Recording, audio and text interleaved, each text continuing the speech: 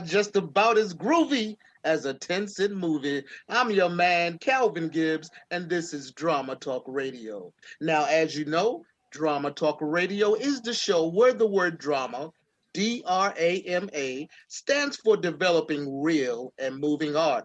This is the podcast show where I interview people that are doing something creative on the cultural tip.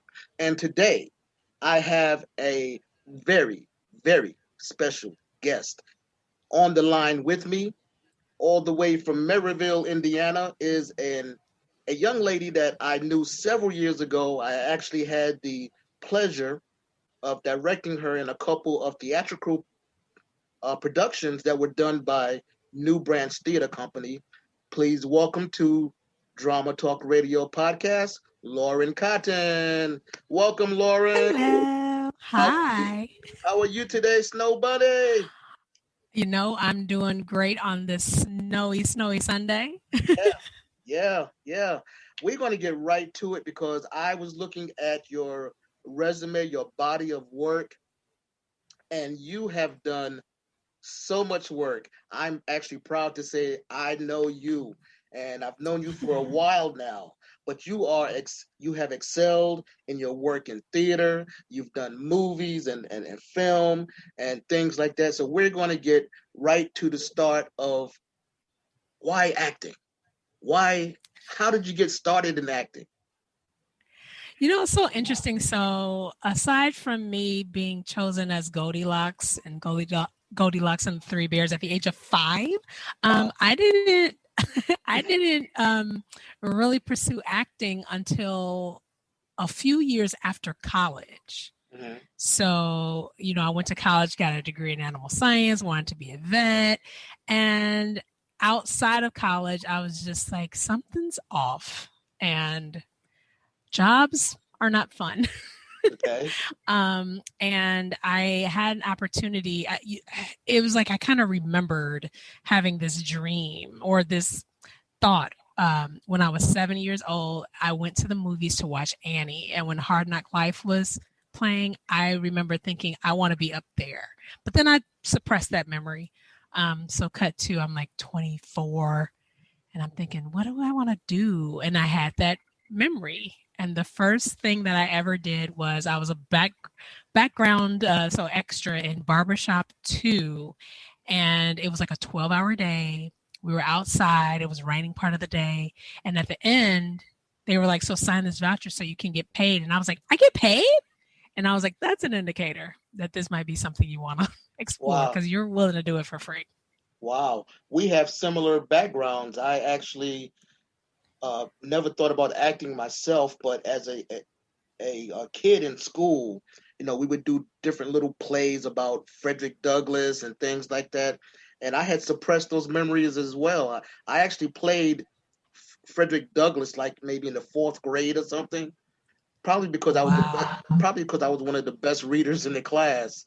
And, all along, there was little signs that I would be involved in theater, like when I became of age and could afford theater tickets to Broadway shows, I would live on and off Broadway. But I never thought about getting on stage myself at that time. Little did I know it would lead to a career in theater and then to this podcast. That's very interesting how life will guide you, will give you little breadcrumbs, if you will, along the way, and all you have to do is follow the lead.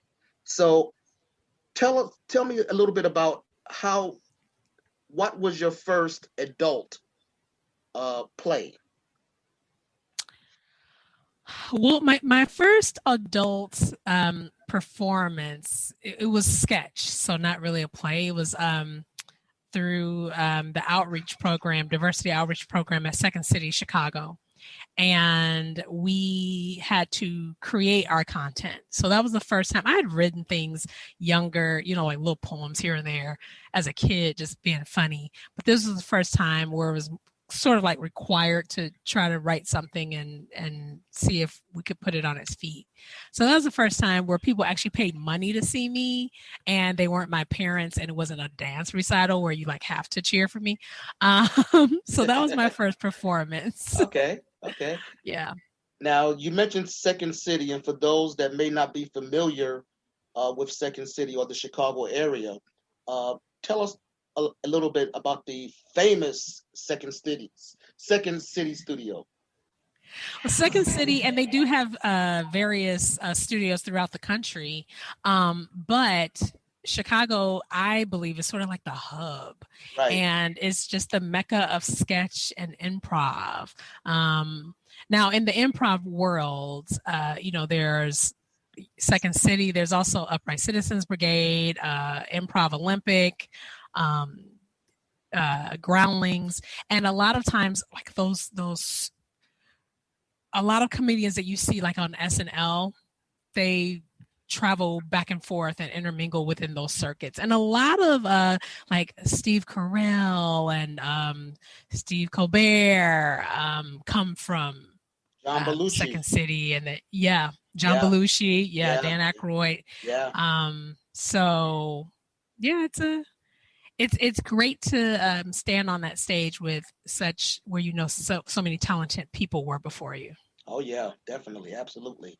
And I must say that for my wife and I, as we are sometimes watching TV and we go through uh, different commercials, we do tend to stream a lot of the shows we watch these days, and we kind of Mm-hmm. give us the option of uh, going forward past the commercials. But sometimes we'll see a commercial, and there on it is Lorren. so, so we pause and go back. It's like, yo, we know her. We know her. Go, Lorren. Go, Lorren. You have your own personal cheerleading section here. How is it? I appreciate that. How is it working with commercials as opposed to, let's say, working in theater? Well, commercials. Well, the difference with theater is there's a lot of rehearsals. There's so much prep work to get you going, and once the rehearsals are done and the tech rehearsal is done, dress rehearsal is done, and then it's like, and we're live. Pretty much after that, however long that run is you've done all your prep work, and that's that. Commercials in particular, because they're so fast, they're shot in a day or less. On occasion it might be multiple days depending on what's going on, but on average it's a day or less. It's a much quicker process, so you just audition, you might get a call back, you might have a second call back. Then you meet for your fitting, your dress fitting. You still don't know any, you just go into this room, they put clothes on you, you walk out into a room full of people, they sit there and examine what you look like. All right, thanks, go back, figure that out. No rehearsals or anything like that, and then you show up to set and you just shoot. Okay. So you have to do all your prep work on your own. Have you done print work as well? Yes. Okay. Mm-hmm. Now I got to ask you this question because you've done theater and you've done uh, work in movies as well. Which Mm-hmm. suits you better? Me personally, film, and I know that's like the thespians like, how dare you. Yeah, um I'm surprised you said that. Why? I love the most people that love theater, most actors that love doing theater, they like that immediate gratification that they get from the audience. I like the camaraderie of a set. I like the chaos that's going on that you can see behind those cameras even when you're standing in position, yet still you have to be centered. And it's just, I mean, and it takes the pressure off, to be honest. Like, oh, I flubbed that line, cut, do it again, sort of thing, versus like, oh, I forgot my line, I'm on stage. you know. Well, that's where the preparation and all the rehearsals you talk about Yeah. come into play. Hmm. You mentioned the connection between the actor and theater and the audience as far as theater in this virtual world that we live in. And I've talked about this on several episodes of the podcast previously. Do you feel the same connection doing something virtually with an audience that you feel in the theater, right in front of the audience, or No. Hmm. or let me add that since you just mentioned it, or is it more of the camera feel that you get? What's the connection? That part is more because film and live theater, be it theater sketch, is they're so different. Not only, the instant gratification versus the let's hope that people like it when they see it eventually after it's been edited and all of that. But just the way that you deliver, in theater, you have to act for the person in that back row versus when you're filming something, you need to act for that small box that you're going to be seen on, or that small screen or the big screen, whatever. But that camera picks up a lot of stuff. And so you have to tone down your delivery, your expressions, your everything, so that it makes sense for that medium. And I deliberately, when I was in LA, um, made sure that I focused on, I mean, I did live things as well, but I wanted to do so much film and just really, really build that muscle, because that was something I struggled with in Chicago. I would be on a film set and they were like, "You're acting too big." And then I would get in theater and they were like, "Speak louder, project." And it's like, trying to figure out the way. That's cool. That's cool. Thank you for that answer. Now, besides your work in theater and film, I know that you also have written some pieces. Tell us about what's your process in writing a script.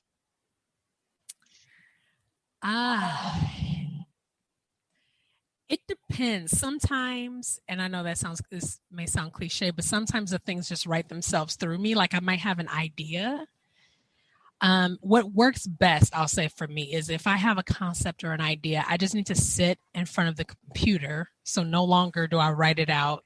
I sit in front of the computer and I just start typing out the script, and I just start letting the ideas flood through. If there's anything that I need to know for accuracy, if the character is saying, "Do you know how big the how many feet it is from the Earth's equator to blah blah," then I'll actually research that while I'm on the computer. Thank God for Google. Um, and to be able to do all of that then and there, and I just write until my brain is like, there's nothing else that's going to filter into your fingers at this point in time. Okay, so you write based on an idea that comes to you. So Yep.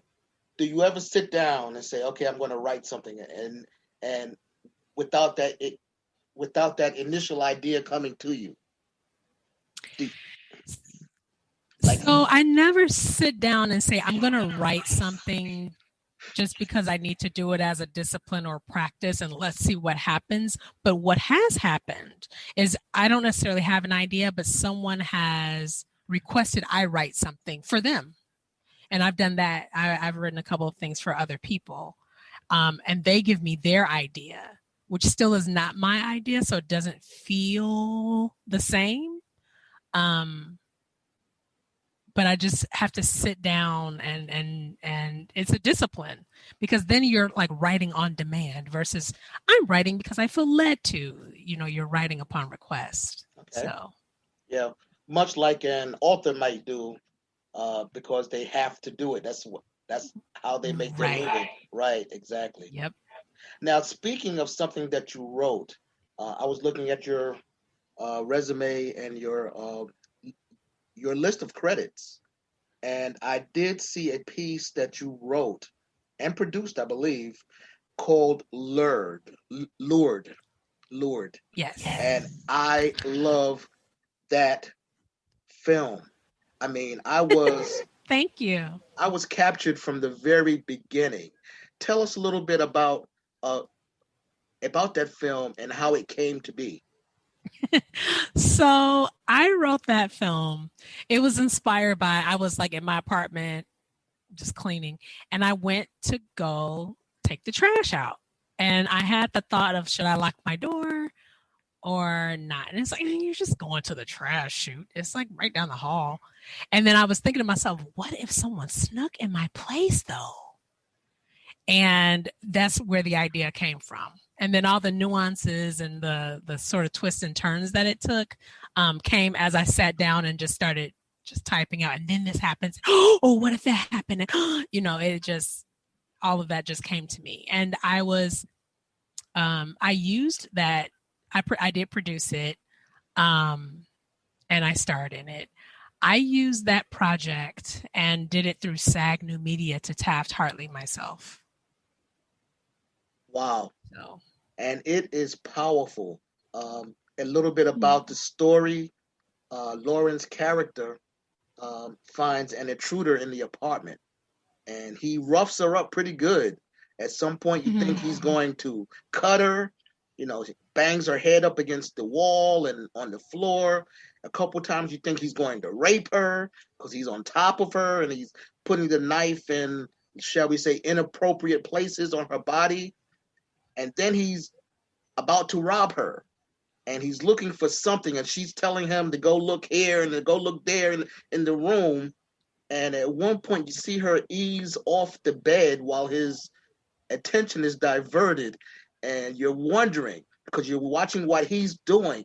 Is she going to get away? And then the next scene, you find out that she did not get away, but she's ready to deal with this cat. And man, that was exciting. I was cheering all over the place. I was going from terror and fear to cheering, like get him. So, man, it was. thank you. Oh man, I enjoyed it so much. No, thank you.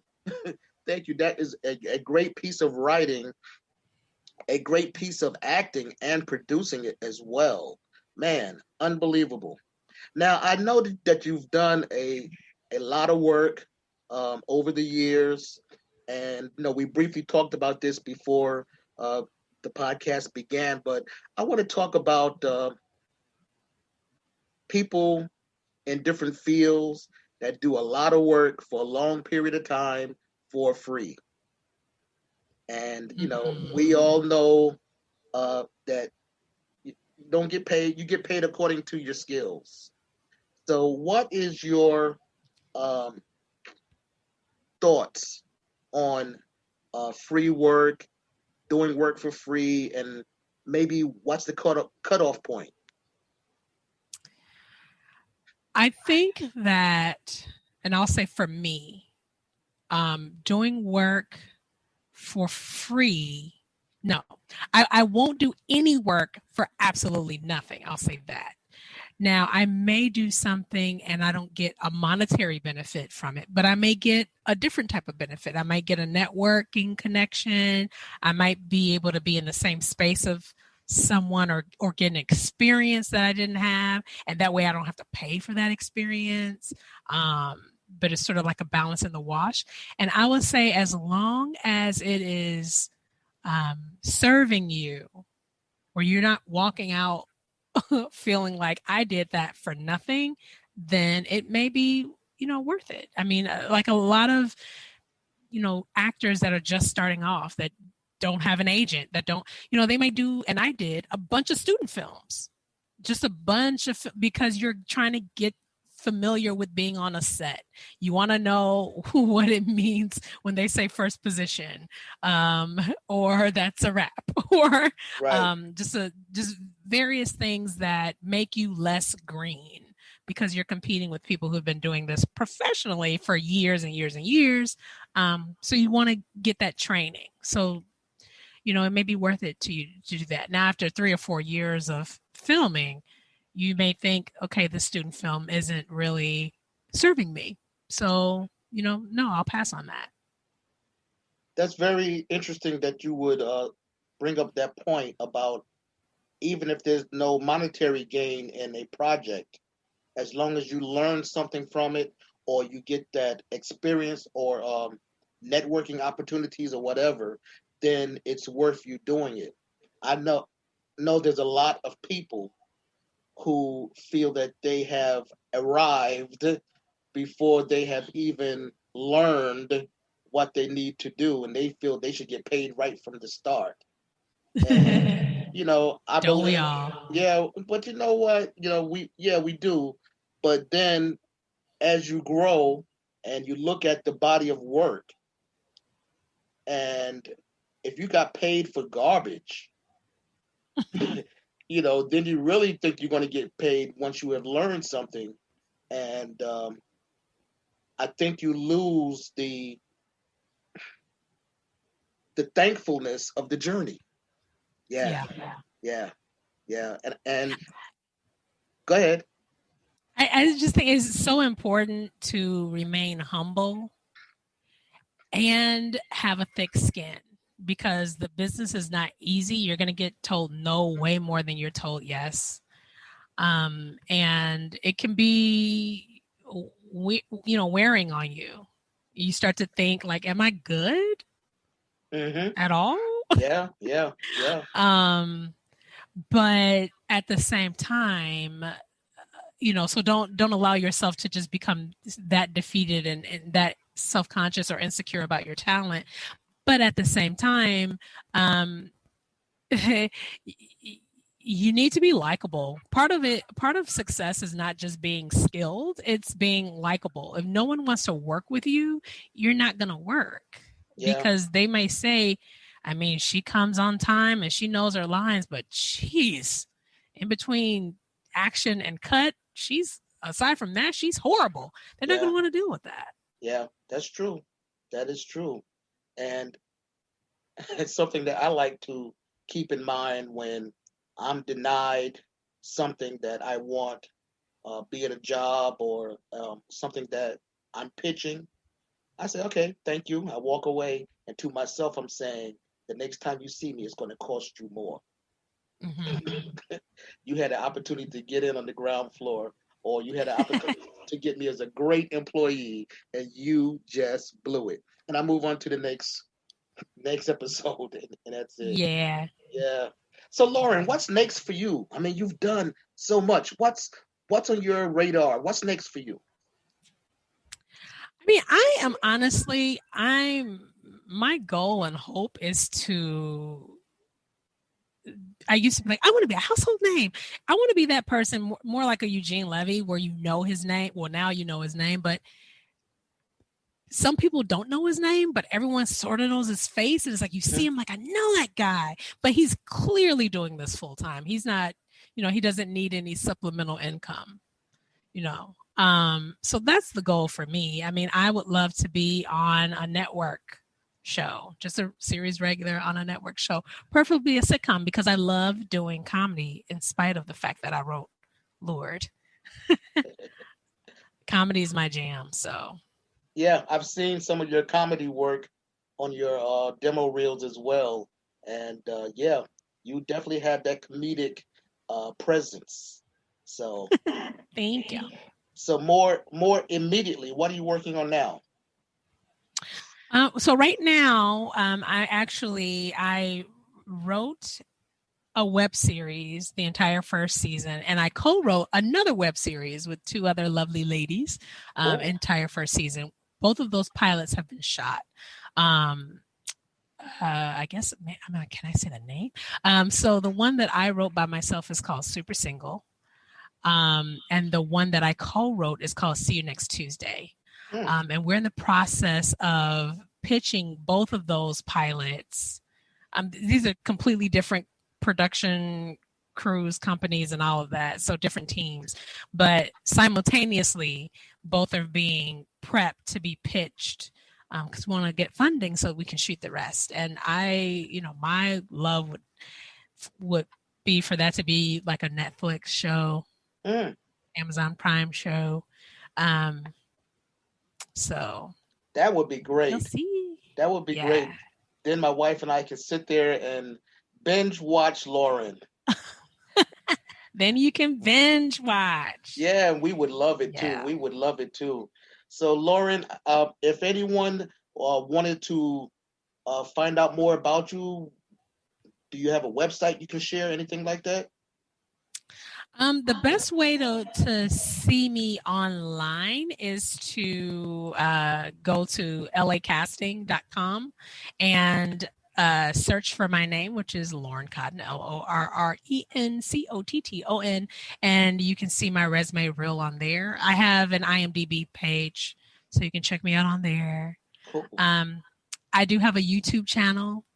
Um, so you can check me out on there. And everything, if you just look my name up, it's just search me. That's the fortunate thing about having a name that's uniquely spelled is that you're going to get 9 times out of 10, it'll be me. Yeah, yeah. Instead of having a name like John Smith, Yeah. you go to Though I have Googled myself, like my name, and I have found they're always men and they're usually in jail. So just know that I'm not a man nor in jail. So that's me, the one that's not in jail or a man. That's the one. that's the one. Absolutely, that's the one.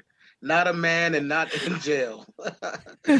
Well, Lauren, I will say you are, I'm going to call you drama because you are developing real and moving art. I wish you nothing but the best.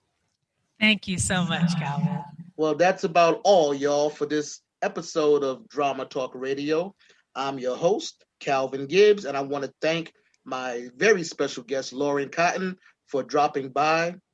And it's always imparting that we take 2 steps to the rear and get on out of here until the next episode of Drama Talk Radio.